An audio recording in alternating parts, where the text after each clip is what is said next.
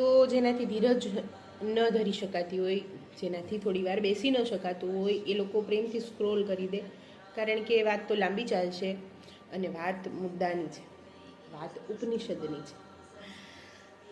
તો જેમ બધી વાર્તાઓમાં હોય એમ એક હતો રાજા, અને રાજાને એક દિવસ અચાનક ઉઠીને એમ થયું કે હું સુખી નથી, હું દુઃખી થઈ ગયો છું.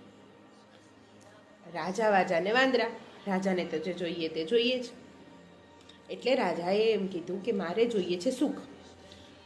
રાજ્યમાંથી ક્યાંય પણથી તમે સુખ લઈ આવો. મંત્રીઓ, પ્રધાનો, એના સેનાપતિઓ બધા જ દોડતા થઈ ગયા, અને ગામમાં મોટો જબર પિટારો વાગ્યો, ઢીંઢોરો વાગ્યો. ઢીંઢોરો પહેલાના સમયમાં ગામડામાં ઢીંઢોરો પીટતા, ઢોલ વગાડતા, એ ઢોલ સાંભળજો, ઢોલ આવું એવું કહેતા કે ભાઈ રાજા છે આપણો એ દુઃખી થઈ ગયો છે, એને સુખ જોઈએ છે, જે માણસ એને સુખ આપી શકશે એ માણસને મોઢે માંગ્યું ઇનામ આપવામાં આવશે. એટલે ગામ લોકો પણ ચિંતિત થઈ ગયા.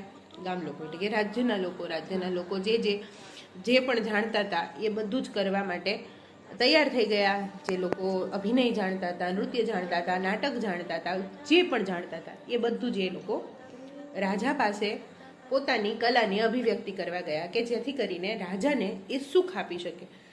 પણ કોઈ મોટો રમતોત્સવ, કોઈ મોટો ખેલ ઉત્સવ, કોઈ મોટું નાટક, કોઈ રાગ રાગણીઓ, કોઈ નૃત્ય કે કોઈ પણ વિદ્વત્તાની વાતો, કોઈ સાધુ સંતો, ઇવન શાસ્ત્રોનું જ્ઞાન પણ રાજાને સુખ આપી શકતું નહોતું. હવે લોકો મૂંઝાયા. ગામમાં એક સાવ ગરીબ બ્રાહ્મણ રહે. બ્રાહ્મણોની તો નસીબમાં જ ગરીબ લેવાનું લખ્યું છે. એટલે વેદો ઉપનિષદોના કાળથી બ્રાહ્મણો હંમેશા ગરીબ જ હોય, પણ બ્રાહ્મણો આર્થિક રીતે ગરીબ હોય છે, જ્ઞાનમાં નહીં. વાત આગળ વધારીએ કે એક ગરીબ બ્રાહ્મણ રહેતો હતો અને એણે રાજાની સમક્ષ જવાનું નક્કી કર્યું, એને સુખ આપવાનું નક્કી કર્યું. હવે રાજાની સમક્ષ ગયો અને એણે પોતાની વાતો કરી, પણ રાજાને એનાથી કોઈ ખુશી થઈ નહીં. બ્રાહ્મણને મનમાં થયું કે જો રાજાને કોઈ ઉપાય નહીં સૂઝાવું તો આ દુઃખી થયેલો રાજા મને મરવી નાખશે. એટલે બ્રાહ્મણે આનંદ ફાનંદમાં એમ જ કહી દીધું કે કોઈ સુખી માણસ જે આપણા રાજ્યમાં રહેતો હોય એનું કમીઝ, એનું પહેરણ તમે લઈ આવો અને એ તમે પહેરો તો તમે ખુશ થઈ જશો, તમે સુખી થઈ જશો.